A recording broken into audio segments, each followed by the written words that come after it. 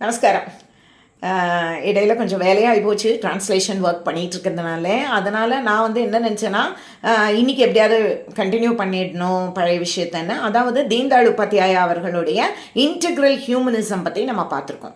அதில் ரொம்ப அடிப்படையான விஷயங்கள், அவர் என்ன சொல்கிறார், என்ன மாதிரியான பேசிக்கான ஐடியாலஜி என்ன, அதோட ஸ்ட்ரென்த் என்ன, அதெல்லாம் நம்ம பார்த்தோம். தனி மனுஷ வாழ்க்கைக்கு அது எவ்வளோ பிரயோஜனமாக இருக்குங்கிறதையும் பார்த்தோம். இந்த வீடியோவில் நான் 2 விஷயம் கொண்டு வந்திருக்கேன். ஒன்று என்னன்னாக்கா, உங்களுடைய செல்ஃப் ரிலையன்ஸ். இப்போ அது தனி மனுஷனாக இருந்தாலும் நாம் சுயசார்போடு இருக்கணும், ஒரு தேசமும் சுயசார்போடு இருக்கணும். ரெண்டாமத்த விஷயம் என்ன அப்படின்னாக்கா, active contribution towards the country, towards the nation. என்ன கான்ட்ரிபியூட் பண்ணுறோம், இது நம்ம குழந்தைங்களுக்கு அந்த சவாலை கொடுக்கறதே இல்லை. எப்போ பார்த்தாலும் அரசாங்கம் என்ன சொல்லுதுன்னா, நான் உனக்கு இது தருவேன், நான் உனக்கு அது தருவேன். அப்படியெல்லாம் அரசாங்கம் எப்போ பார்த்தாலும் கொடுத்துக்கிட்டே இருக்கணும், எல்லா ஜனங்களுக்கும் கொடுத்துட்ருக்கணுங்கிறது அவசியம் இல்லை. And at the same time ஒருத்தருமே பிரத்தியொரு மனுஷனும் என்னுடைய தேசம், இதுக்கு நான் என்ன கான்ட்ரிபியூட் பண்ணணும் அப்படின்னு யோசிக்க வேண்டிய ஒரு தருணம் எப்போவுமே அது இருக்கணும் நமக்கு. ஏன்னா நமக்கு எல்லாருக்கும் டிக்னிட்டின்னு ஒன்று இருக்குல்ல. நம்ம எப்போ பிச்சை எடுத்தே வாழ்வோமா? அப்படி கிடையாதுல்ல. சரி, இப்போது இந்த 2 விஷயமும் அரசாங்கம் ஏதாவது நான் அது தரேன் இது தரேன் அப்படின்னு ப்ராமிஸ் பண்ணாக்கா, நீங்கள் அதுக்காக வேண்டி மாத்திரம் ஓட்டு போடாதீங்க. அவங்களுடைய கொள்கைகள் என்ன, அவங்க என்ன மாதிரி ஒரு ஆட்சியை தராங்க, எப்படி கொள்ளையடிக்கிறாங்க, அதில் துக்ளியோண்டு ஒரு எப்படி சொல்கிறது, ரொம்ப ரொம்ப குட்டியோண்டு தான் உங்களுக்கு திருப்பி தரப்போகிறாங்க. அது ஒரு நாளையில் நீங்கள் சம்பாதிச்சிடலாம். இதெல்லாம் யோசிக்கணும் மக்கள் எல்லாருமே.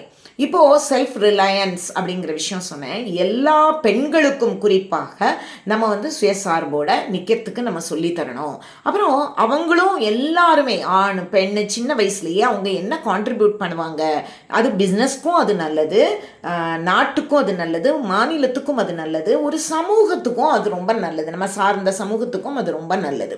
இப்போ நம்ம இந்த மாதிரியான விஷயங்கள், அதுக்கு அடிப்படையான சில குணநலன்கள், இதை எல்லாத்தையும் தீன்தயாள்ஜி அவங்களோட இதில் ஏற்கனவே டிஸ்கஸ் பண்ணுறாங்க.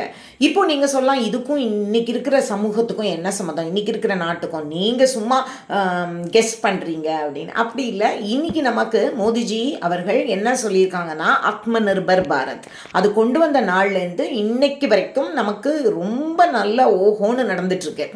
அதுக்கும் இதுதான் தீன்தயாள்ஜியோடைய இந்த கருத்துக்கள் தான் அடிப்படை.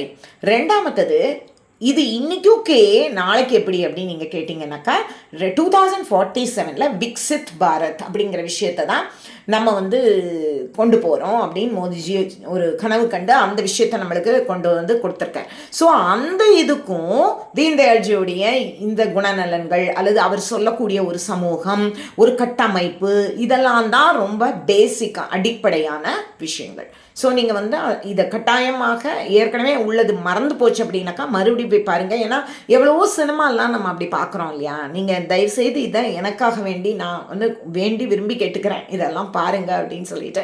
எனக்கா இது உங்களுடைய ஃபேமிலியோடையும் கட்டாயம் ஷேர் பண்ணுங்கள். பார்த்துட்ருக்கிறது ஆணாக இருந்தாலும் பெண்ணாக இருந்தாலும் குடும்பத்தோடு ஷேர் பண்ணுங்கள்.